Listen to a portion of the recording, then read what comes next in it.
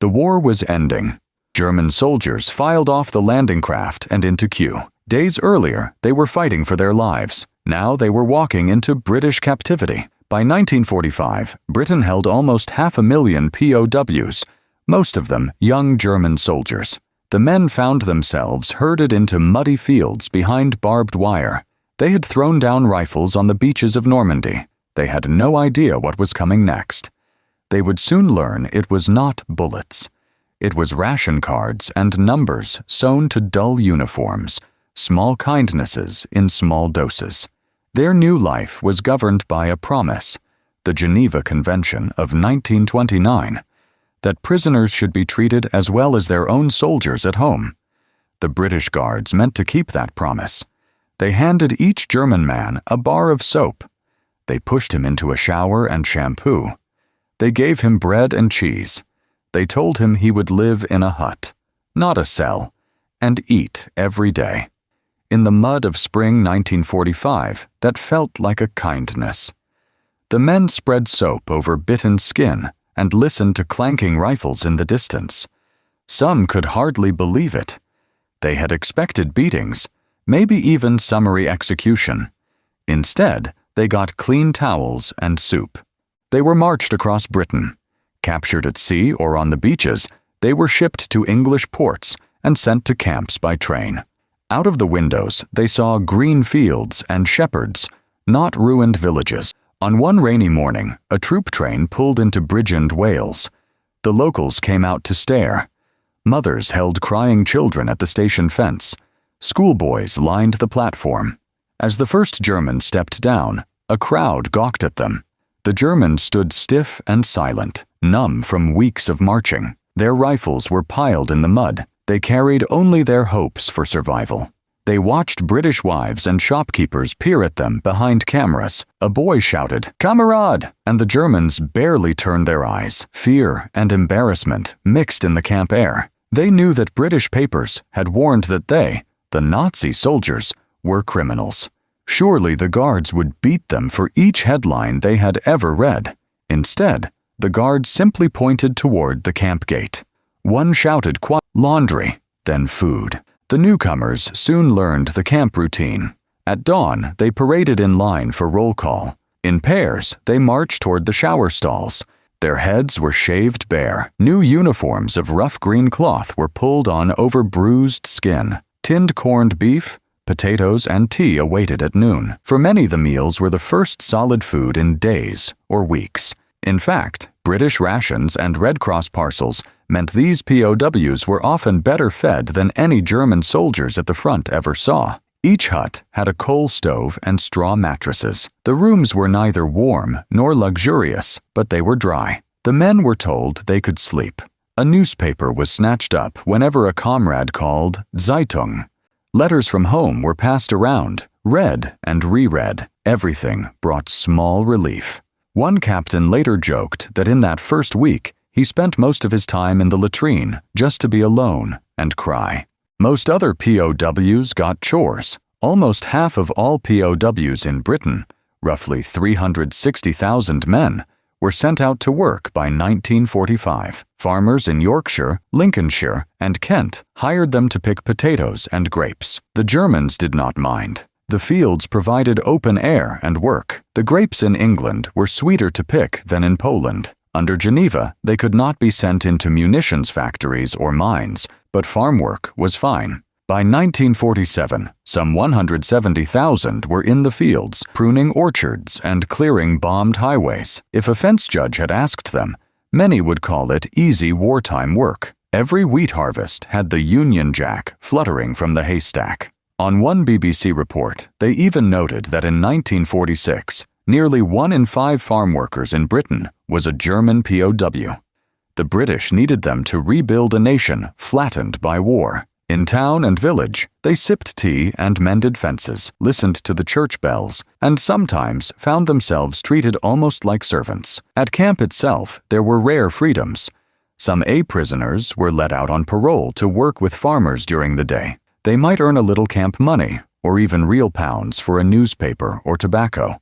One camp near Leeds had a small church where Germans sat with British villagers to pray each Sunday. Small theaters sprang up in the huts. The German soldiers were inventive. They built a stage out of crates and performed vaudeville nights. Even one production of The Mikado, with fake mustaches and songs to mimic the British. When the camp lights went out, some played cards or chess by bedlight until long past midnight. German officers taught Latin or math to their roommates who missed school. On bright days, the men sat outside and whittled small wooden toys or carved initials in wooden spoons. Under foreign stars, some tried to forget the camps by whistling old folk tunes from home. They also played games.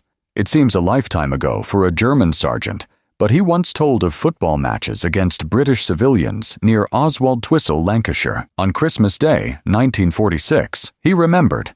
Church ministers had convinced locals to invite 60 POWs into their homes for dinner. Those Germans discovered roast goose and plum pudding for the first time.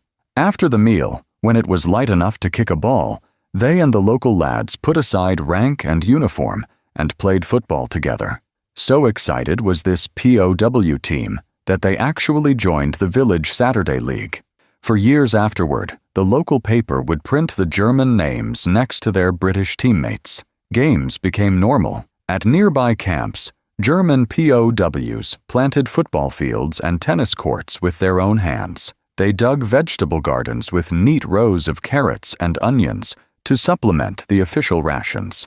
The camp bands sometimes practiced marches on Saturday nights, competing with the guards' loudspeakers. One recollection has them building a makeshift bar inside the camp, an honor bar, where men served themselves beer and wrote IOUS. It was crude. But when was the last time a soldier asked permission to drink? And yet, behind these small pleasures, there was always the war. Some prisoners could not forget they were hated. Twice a day, the ferrets, squads of guards, inspected the huts with bayonets drawn, looking for weapons or plans. Occasionally, tempers flared. British newspapers ran stories to keep up morale.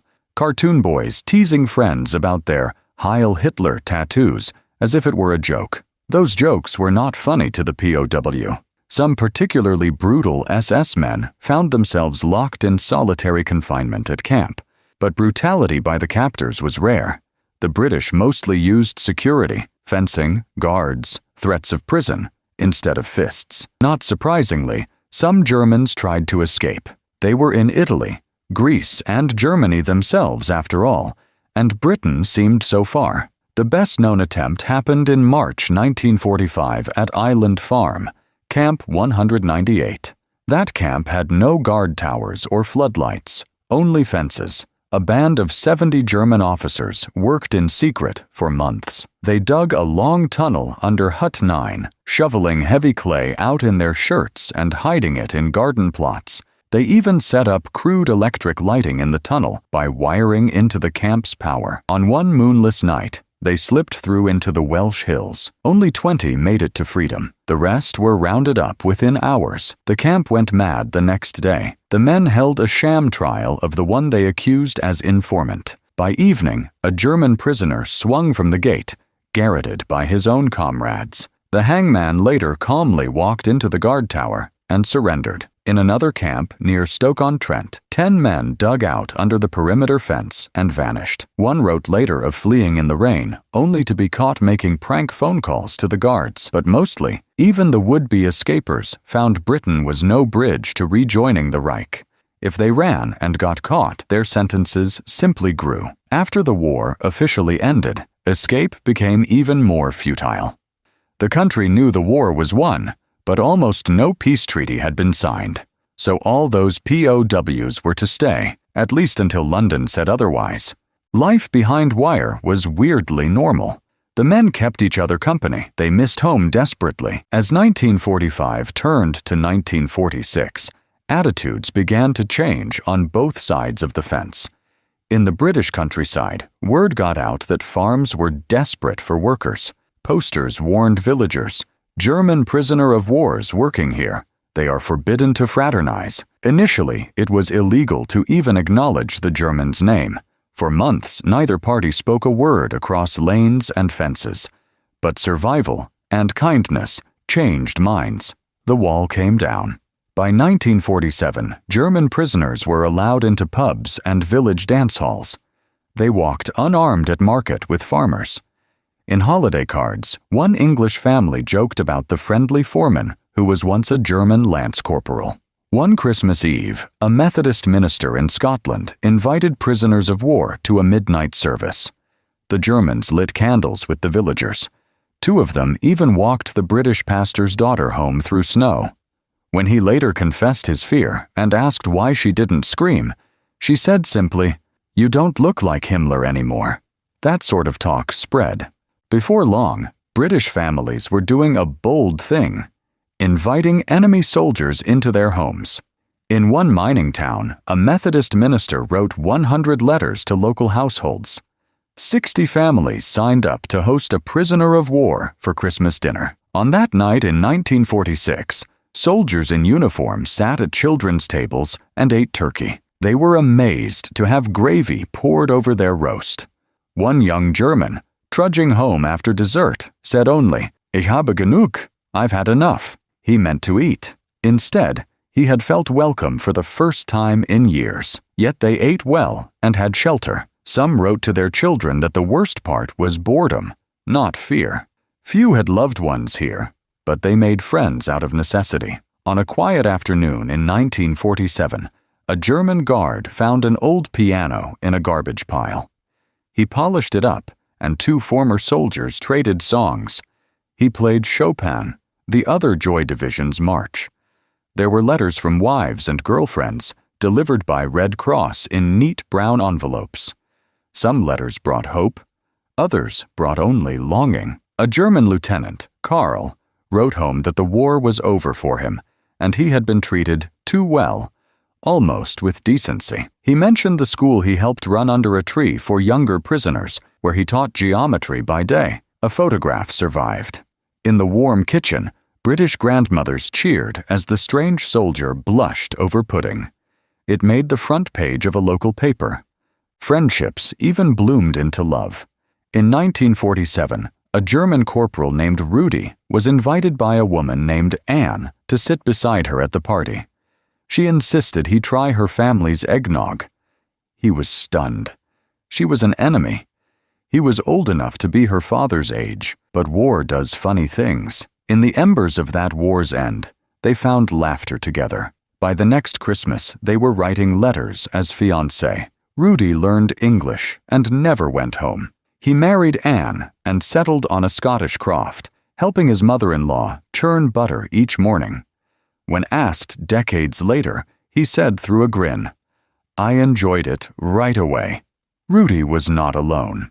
When Britain finally released the last of its prisoners of war in July 1948, more than 15,000 Germans chose to stay on as immigrants.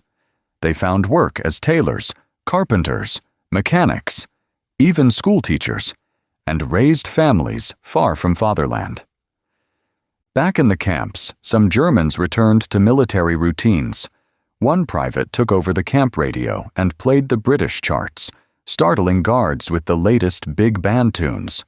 Another, a U-boat cook, held clandestine midnight beer duels over barrels of ersatz brew.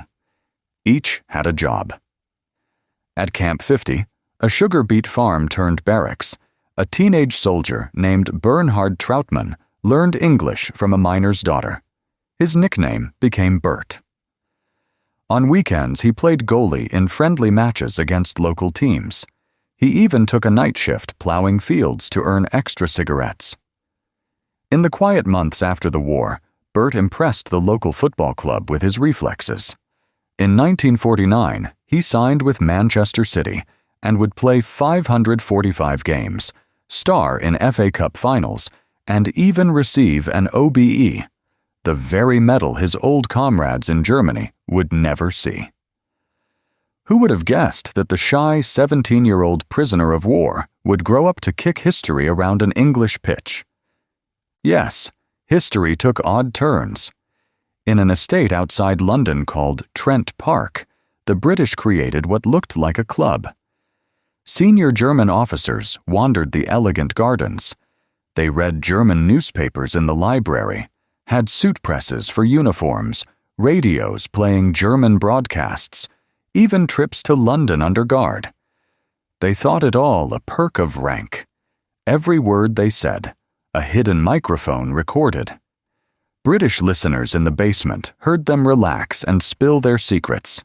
It was espionage behind the velvet curtain. But the Germans never guessed. They joked about their luck, played piano from dusk to dawn, described comrades back home, never suspecting their safe country retreat was wired. They too planted roses on the lawn and offered to teach guards how to sip schnapps. The last German soldiers left their final camp in 1948. The fences were torn down. The men did not swarm home with victory. Many had no home to go to. Even German bureaucrats in Old East Germany wanted them to rebuild, but Britain offered a paycheck in peace. Some wrote letters home saying, "Britain was kinder than we thought. I remember running in fields instead of fighting. I will try to come back someday." So in the end, German prisoners of war in Britain became something new, neither invader nor victim. They worked dawn to dusk, farming and rebuilding, but they also learned English folk songs and toast recipes. They got invited to dances and pubs, and slowly the uniform meant less.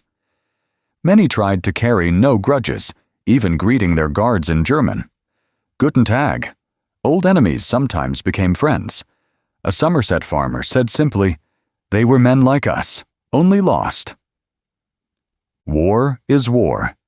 But behind the wire, as quiet nights fell and the horizon of peace rose, a strange humanity took shape. In the silence between dusk and bugle, former adversaries played football under the watch of church bells. Sometimes a single lantern in a hut would flicker on as one German read a British novel in translation. These POWs always missed home. They built little landmarks and memories to soften the days. Under a cold Welsh sky, a camp garden grew potatoes by signposts. On a cold January morning, 60 uneasy guests found warm tea in a Bolton living room. These moments reminded them what it was to simply be alive, not enemy. The war for Britain was over. The war in these men's minds only began to end when they could truly rebuild. Through letters and visits, they came to see that even on the other side of the wire, life could be lived, bit by bit. Their old lives lay back in the rubble of cities. Here, in forced peace, they found surprising freedom. Freedom from bullets, from hunger, even from hate. In country pubs and soccer fields, and even in love, they learned that a man could be more than his uniform. The story of the German prisoners of war in Britain, from arrival to departure, is not just a story of captivity. It is a story of what can happen after the guns fall silent, how former enemies come to share the same sunrises, and maybe, just maybe, reach a hand across the fence.